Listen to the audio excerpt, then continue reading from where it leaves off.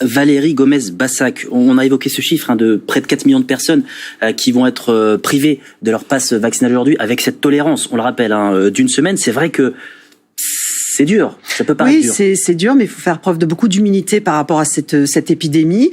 On voit bien qu'il faut s'adapter au fur et à mesure. On n'est pas à l'abri d'un variant, et c'est ça en fait que nous craignons. C'est-à-dire que si on ne va pas encore plus vite dans la vaccination, si on ne continue pas ces efforts-là, il y a un risque de mutation du virus. Donc c'est ce qu'il faut surtout éviter.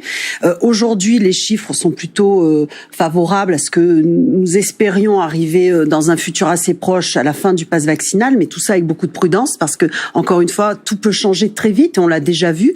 Donc il faut absolument continuer à inciter ces personnes à se faire vacciner, à aller vers la 3e dose, ou à celles qui ne sont pas du tout vaccinées à commencer leur schéma vaccinal. Et c'est ça pour nous le plus important, c'est-à-dire retrouver des libertés. Oui, nous avons tous hâte de les retrouver, que ce soit pour aller boire des verres, que ce soit pour aller danser, que ce soit pour aller manger, de voir nos enfants sans masque également. Moi, je suis maman, j'ai hâte aussi de les voir vivre normalement, mais pas à n'importe quel prix. Et par rapport à la vie, on transige pas. Il y a un petit peu d'incompréhension quand même en ce moment. On entend des Français dire pourquoi j'irai me faire vacciner, pourquoi j'effectuerai ma dose de rappel, alors que le pass vaccinal va peut-être être supprimé dans 1 mois et demi. Qu'est-ce que vous leur dites?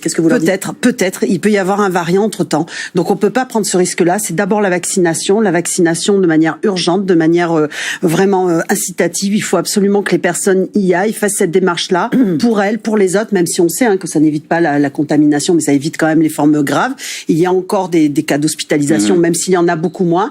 Donc je leur dis oui, on va vers des libertés. Oui, nous allons vers un relâchement, je l'espère, de toutes ces mesures de contrainte. Il faut pas avoir peur des mots. C'est vrai que c'est une privation d'une vie normale, mais en tout cas, il faut passer par la vaccination, et c'est le choix le plus équilibré à mon avis. Daniel Simonet, la raison d'état sanitaire, ça ne vous convainc pas pour continuer à se faire vacciner? Si je reprends les propos qui viennent d'être formulés, on nous dit attention à un nouveau variant qui pourrait arriver. Vous savez, en Afrique, en ce moment, il y a 4 personnes sur 100 seulement qui ont accès au vaccin.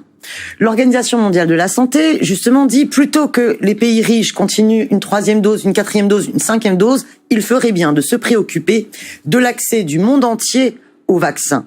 Pour lutter contre le développement de variants, ce serait bien plus efficace. C'est pour ça que nous défendons la levée des brevets, que vous n'avez hélas jamais œuvré pour cette levée des brevets, et la création d'un... La levée des brevets, c'est pas la faute de la France. Mais... Non, mais enfin, écoutez, vous avez entendu, la France ne s'est absolument pas, Macron ne s'est absolument pas mobilisé pour cette levée des brevets. Il a du bout des lèvres concédé finalement la levée de brevets à partir du moment où les États-Unis ont tourné sur le sujet.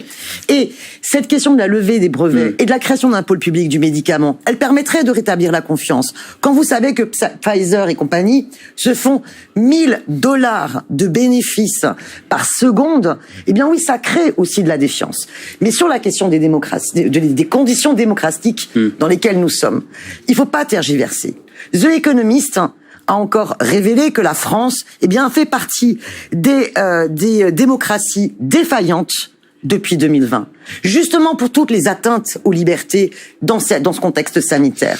Pas plus tard que ce week-end, c'est le convoi de la liberté qui est empêché. C'est Monsieur Rodriguez qui est arrêté avant même. Alors vous soutenez les convois de la liberté?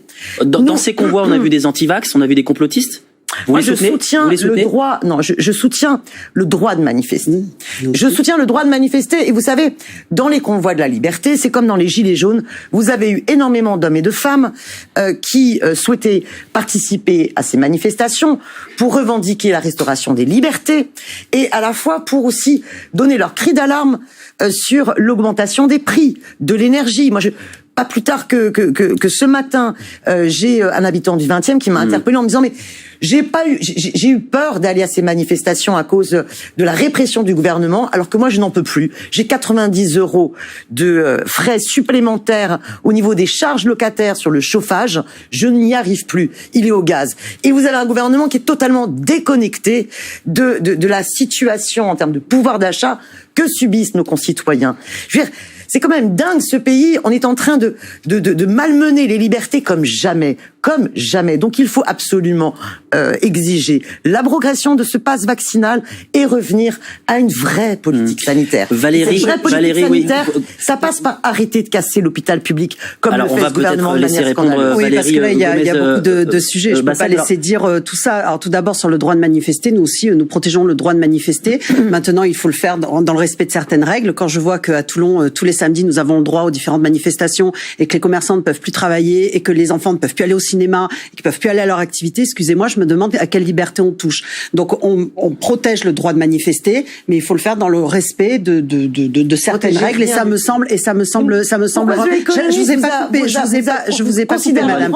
Ensuite, pour continuer sur le pouvoir d'achat, on peut pas dire qu'on n'a rien fait. Les chèques énergie le prouve. Après, il y a des prix qui ne sont pas fixés par le gouvernement, mais qui sont fixés par d'autres secteurs. Oui, mais bon, il faut vivre avec son temps aussi. Et je pense que c'est nécessaire. Et lorsque vous comparez les différents États, vous voyez bien que ces montées de prix, elles le sont aussi également dans d'autres États et plus faibles chez nous. On comparer avec l'Italie ou d'autres États où on voit que ça flambe encore plus que chez nous.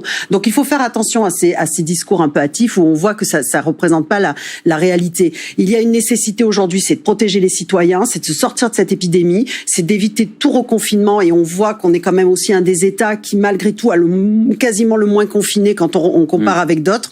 Donc essayons de permettre à l'économie de continuer, permettons aux personnes de vivre normalement leur vie sociale et de la protéger. Et je crois que l'impératif est là. Et on peut pas toujours critiquer. Pour revenir au thème du pass vaccinal, le gouvernement, on l'a dit, envisage peut-être de le supprimer fin mars, début avril. Quels seront les critères, justement, pour arriver à cette décision de suppression du pass vaccinal? Alors déjà qu'il n'y ait pas de nouveaux variants, et ensuite c'est la tension dans les hôpitaux, c'est clair. C'est-à-dire qu'il faut absolument, oui, vous allez me dire encore, faut ouvrir des lits, mais les personnes, on ne les forme pas comme ça. Vous avez toujours le même discours. Vous avez supprimé de lits depuis le début du mandat. Alors, est-ce que vous savez aussi que nous manquons de personnel soignant? Vous savez aussi que nous avons supprimé le numerus clausus. Alors, combien avez-vous supprimé de lits depuis le début du quinquennat? Déjà, il y a eu des transformations de lits, et en plus, les lits ne servent à rien si vous n'avez pas le personnel soignant autour. Donc oui, il y a urgence. Il y a urgence. Mais vous appelez les hôpitaux, madame. Ils n'ont pas le personnel de toute façon. Rien que pendant l'année 2020. Sont inutiles car ils ne correspondent pas à la réalité du terrain. Allez dans les hôpitaux. Moi, je vais dans mon hôpital à Brignoles. Combien de soignants, madame, démissionnent et craquent parce qu'ils sont en sous-effectifs et qu'ils n'ont pas été revalorisés? Parce qu'ils sont sous-effectifs, oui. Du mépris qui a valorisé. Vous savez, vous pouvez dire ce que vous voulez. Les Français ne sont pas dupes. Ils savent très bien que, en effet, il y a encore beaucoup arrêtez de couper la parole, c'est insupportable. Qu'il y a évidemment beaucoup d'efforts à faire dans différents services publics, d'ailleurs, parce qu'on parle de l'hôpital, mais c'est également le cas de la justice, des forces de l'ordre, etc. Nous, madame, on ne casse rien. Au contraire, on redonne des moyens. 8% en plus de budget dans la justice, le Ségur de la santé pour essayer justement d'inciter davantage. Donc, c'est facile quand on n'est pas au pouvoir de dire qu'on ferait des chèques en blanc. Nous, on fait pas de chèques en blanc. On essaie justement de maintenir l'économie parce qu'on ne peut pas faire de social si on n'a pas une économie forte pour payer tout ça. Donc, il faut trouver ce juste équilibre et c'est ça le plus important. Et comme vous le disiez tout à l'heure, parce que vous avez abordé 50 sujets en sortant comme ça de faux principes.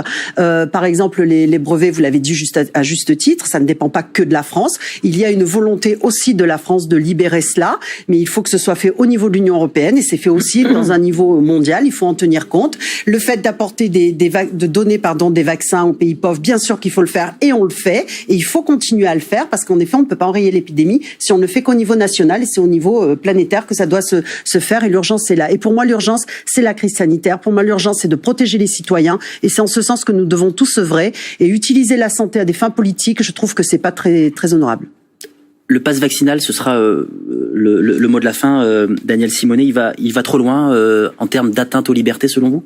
Oui, le pass vaccinal, non seulement va trop loin en termes d'atteinte aux libertés, et en plus, il ne répond pas aux enjeux sanitaires. Ce qu'il faut, c'est convaincre de se vacciner, mais aussi avoir une politique en matière, d'un point de vue sanitaire, qui soit globale.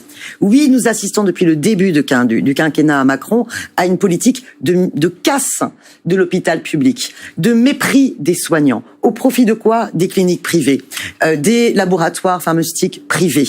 Et d'ailleurs, tous les services publics ont été très malmenés par ce quinquennat de Macron, qui est vraiment le quinquennat de l'extrême marché.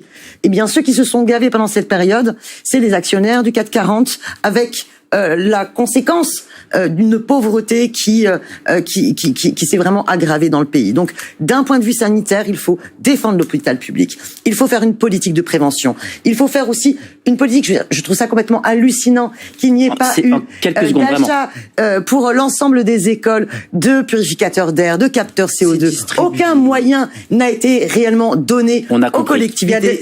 Les collectivités ont des fonds pour acheter les capteurs. On a bien compris. Certains n'ont pas utilisé. Vos arguments respectifs, vous n'êtes pas d'accord. C'était l'objet de ce débat aujourd'hui. Merci d'être venu sur le plateau de France Info. Vous restez avec